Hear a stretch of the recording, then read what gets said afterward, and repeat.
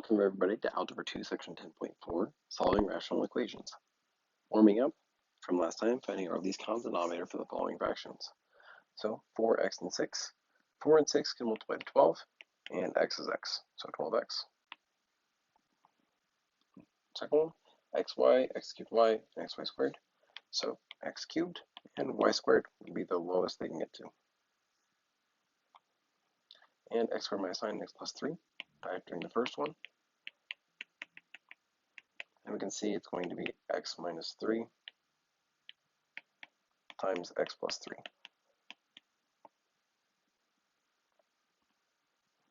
All right, so new stuff today, solving rational expressions.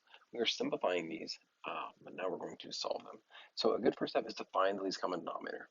Then we're going to get rid of all fractions by multiplying all the numerators in the equation by the least common denominator that we just found.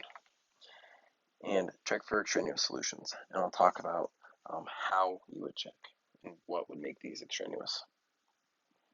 So on 1a, so we have to first figure out our least common denominator between 5x and x minus 7.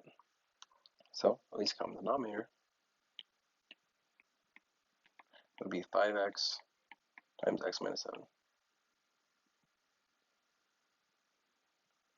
From there, we'd multiply both fractions by 5x times x minus 7.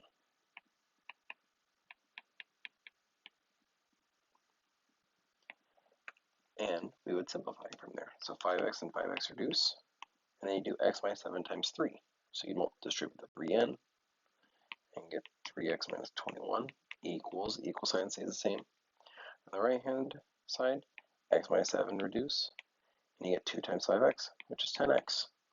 And now, all of a sudden, this fraction looks way nicer. And so we end up subtracting 3x and getting negative 91 equals 7x.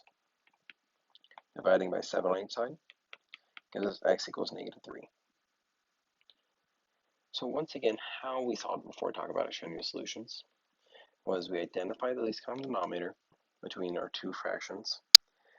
Then we multiplied both sides by that least common denominator. And the reason we didn't have to multiply it by that on the top and the bottom is because since we have an equation, we no longer have to just multiply by 1. We can multiply by anything as long as we do it to both sides of the equation, because then it keeps it balanced and keeps it truly equal. So by doing that, we're able to clear our fractions or get rid of our fractions and make it just a 1 on the denominator, so we don't have to write over 1. And then distribute whatever's left in on the numerator on the top. From there, we just had a two-step equation where we subtracted and divided. Now, extraneous solutions. It's a solution that would make the answer, the original equation, not solvable, not simplifiable, or not computable. So, aka, if you were to plug in something and it makes the denominator equal 0 in this scenario. So if you plug negative 3 into either of the denominators, 5x or x minus 7, would it make either of them 0? The answer is no. So that's our answer, and it's not extraneous. On to the next one. Our common denominator here, or least common denominator, is going to be x plus 4 times 4x minus 3, because neither of them factor and they don't have anything in common. So I'm going to multiply both fractions by that.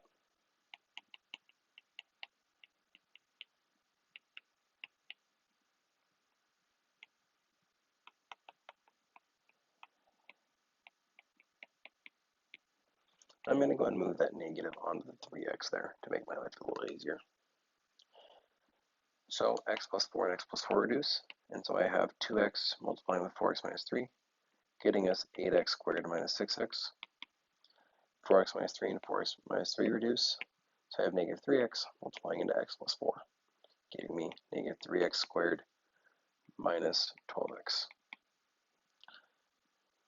So from here, I combine my x squareds and combine my x's, and I'm going to put them on the same side. So I want all of my x's on the same side, and all of my other numbers would be on the other, but typically if we just have an x in the first. But whenever you have x squareds, that's where you want it to get equal to 0, like we've done before in the semester. So that way we can factor. So I'm going to add 3x to both sides to get 11x squared. And I'm going to actually add 12x to both sides as well to get positive 6x. That's going to equal 0. Now I can factor. So I can factor an x out to get 11x plus 6. And that doesn't factor anymore, so I'm just going to actually set each of those equal to 0.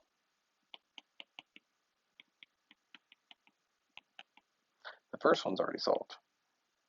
The second one is not, so we first have to subtract 6. Not sure why I did that, but okay. Then from there, divide by 11.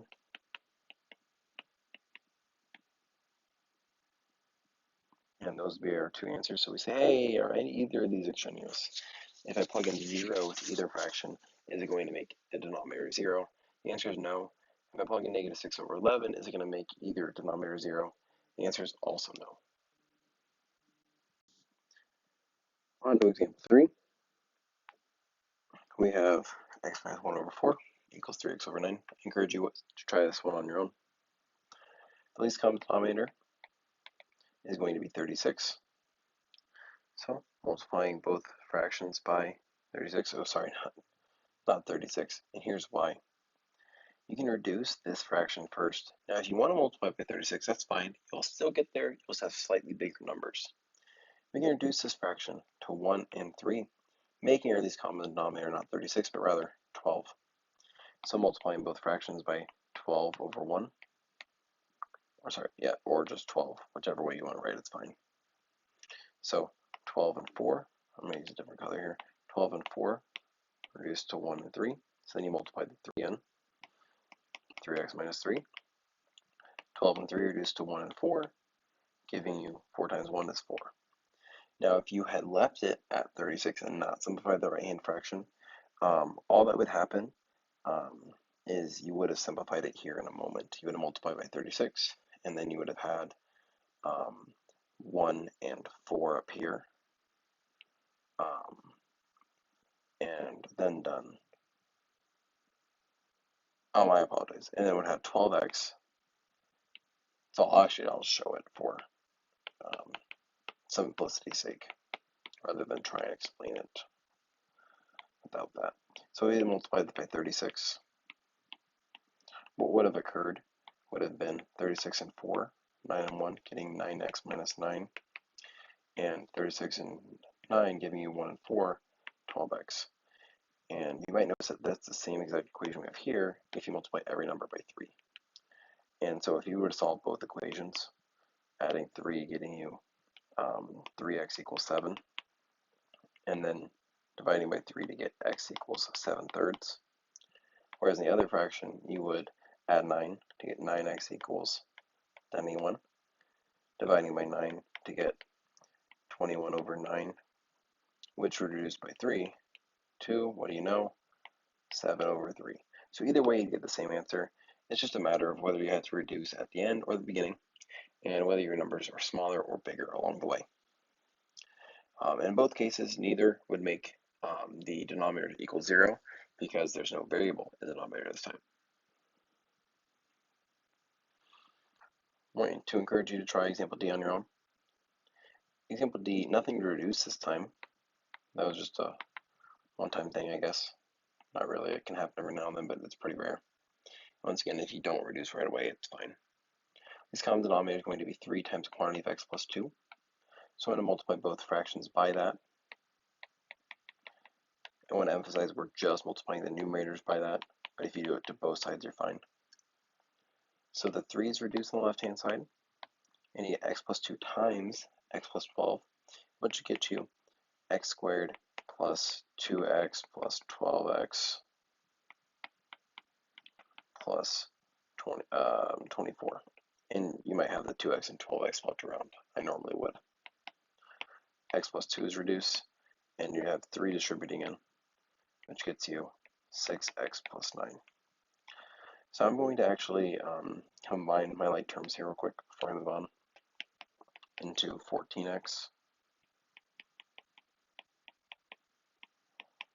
Now I'm going, since I have an x squared term here, I'm going to move everything to the left-hand side um, and have it equal 0. So in order to move things to the left-hand side, I'm going to subtract by 6x, giving me 8x, and subtract by 9, giving me 15. And we say, okay, well, does this factor? And it does, into x plus 5 and x plus 3. And if you want me to show the x on that, it'd be 15 on the top, 8 on the bottom, and it would be 5 and 3 that do the trick. And so now we can set each of these equations equal to 0. And both of those would be solved by subtracting 5 and subtracting 3, getting x equals negative 5 and x equals negative 3. And as always, we check for extraneous solutions. And I say if I plug in negative 5 or negative 3 into either of those denominators, would it create a 0 in the denominator? And the answer is no. So those are the two answers.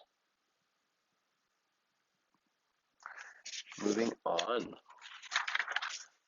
The back, last page of this note packet, example 2. Very similar thing, except for now, you have on one side of the equation 2 fractions. And we're actually going to handle these the same way.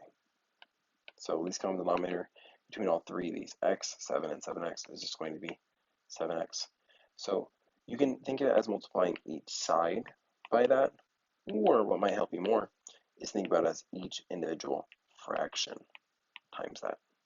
That's what I would do. That's what I would recommend if I were you. I think that would be the simplest way to think about it. And the reason why is because now we can reduce each of these individually. So 7x and x reduce, and you're left with 7 times 5, which is 35, minus 7 and 7 reduce to get 4x equals 7x and 7x reduce, giving you 1. And we're like, wow, that made the fraction way nicer than it started out. Now, if you wanted to get common denominators on the left-hand side and put that over 7x, you're totally welcome to. I just don't recommend it because it's more work that is just honestly not necessary. So the reason, once again, we weren't able to do this in last section and we had to get common denominators instead was because we didn't have an equal sign there. We didn't have the option of just clearing the fraction by multiplying by the least common denominator. Here we do, and so we want to take advantage of having that option. So I'm going to finish solving this equation by subtracting 35 from both sides and getting negative 4x equals negative 34. Dividing by 2 ends up with x equals 17 over 2, 34 over 2, or 34 over 4 to reduce that, which you could also write if you wanted as 8.5. Either one is a perfectly acceptable answer. They are the same number, so. All right, so once again, the difference here on 2a compared to all the examples on 1, a, b, c, and d, is that on 2a, you had two different fractions on one of the sides of the equation.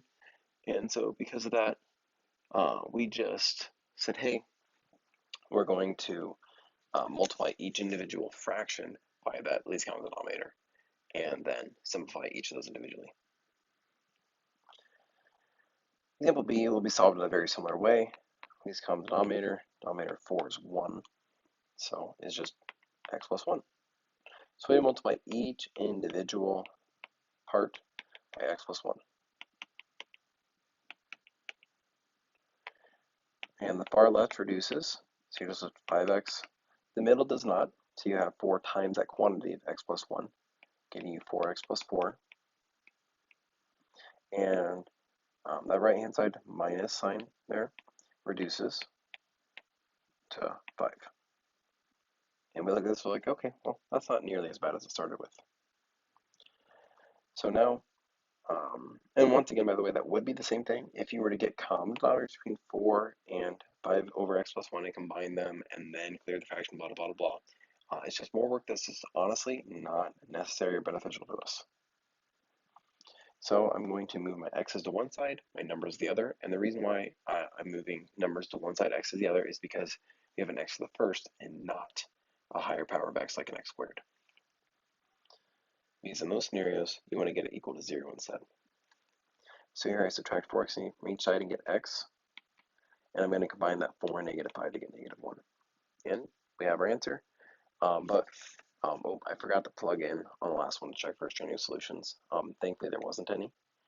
But if I plug in here, we notice, hey, in either the first or the farthest right fraction, if you plug it in, the denominator becomes -1 plus 1, which you might notice becomes 0. And that is undefined.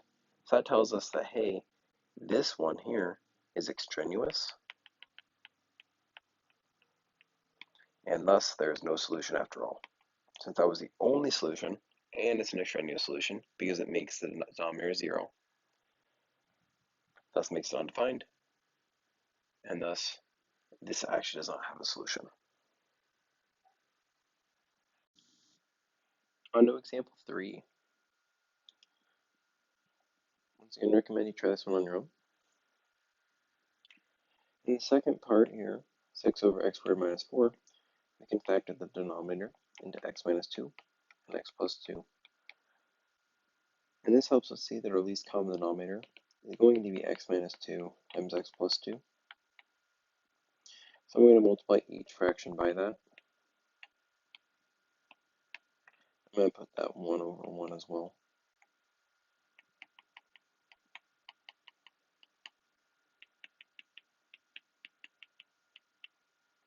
And then after I write it in here that I'm multiplying each part, I'm actually going to do that multiplication here.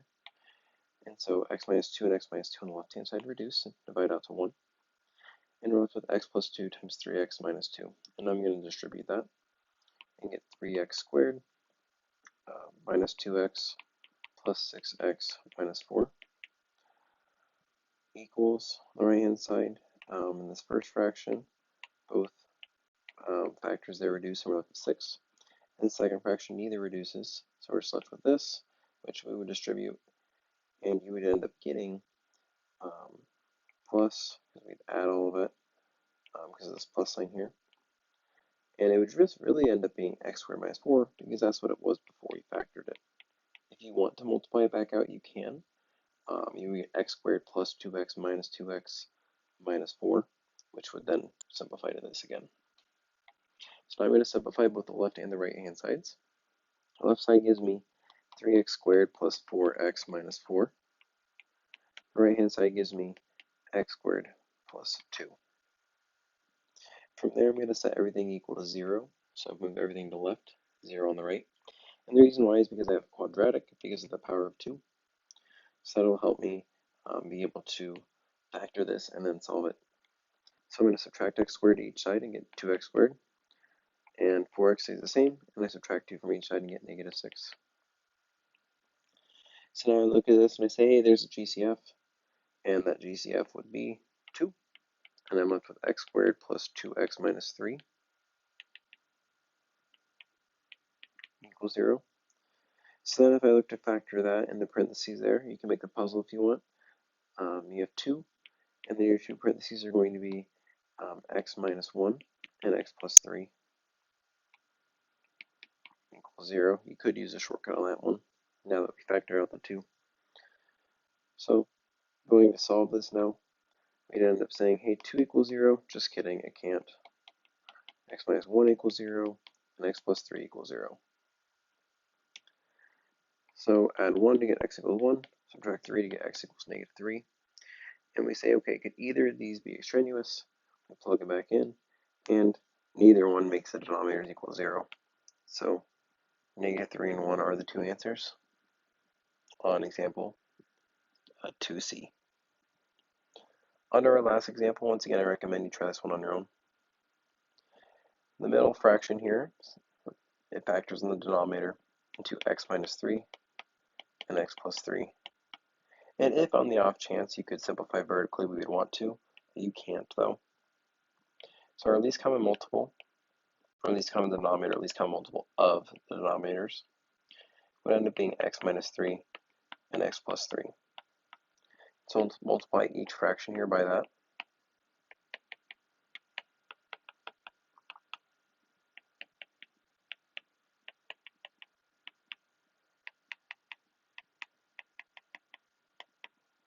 And as we go through and take care of this, we say, okay, x minus 3 and x minus 3 reduce on the left, And we're left with 6 times x plus 3. Distribute that to get 6x plus 18.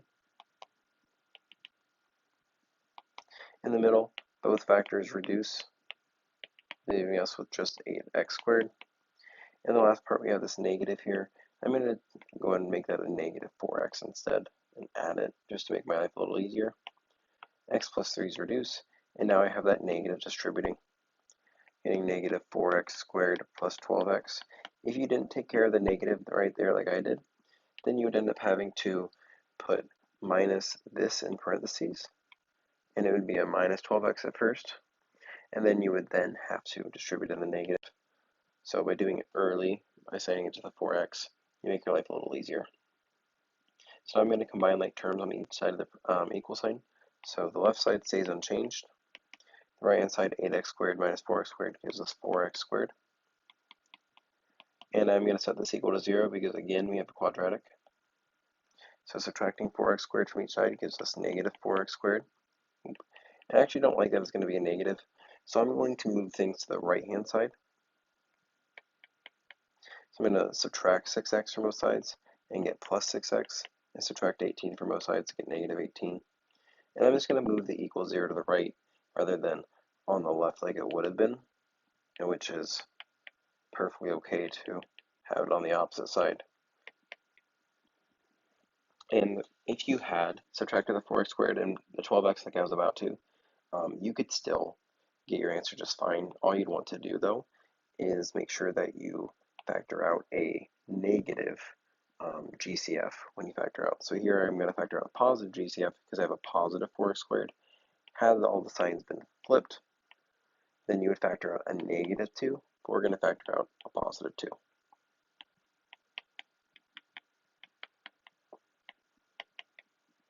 So now we end up having 2x squared plus 3x minus 9. Sorry, 2 times 2x squared plus 3x minus 9. And I'm going to make the puzzle in this one, since it is not one that we could just use a shortcut for.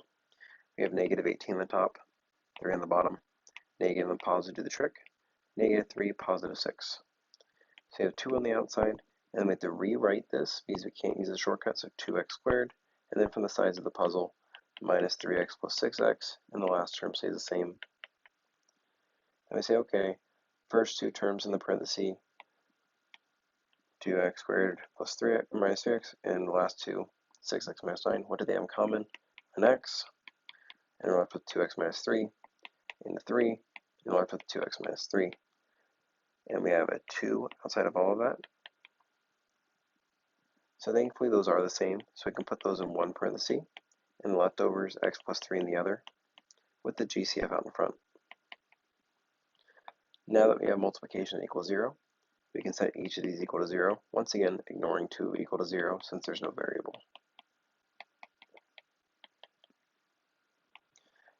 So 2x minus 3 equals 0, adding 3 to both sides gives you 2x equals 3.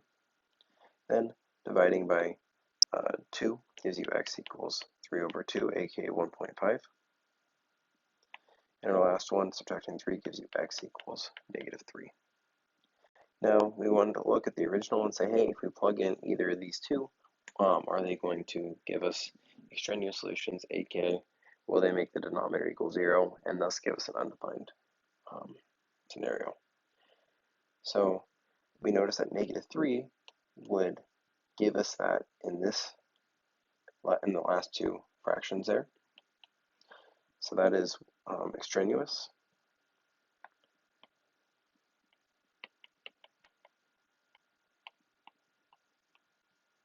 But x equals 3 over 2 is fine. So 1.5, aka 3 over 2 is okay. So that's all for Algebra 2, Section 10.4, and all for Unit 10.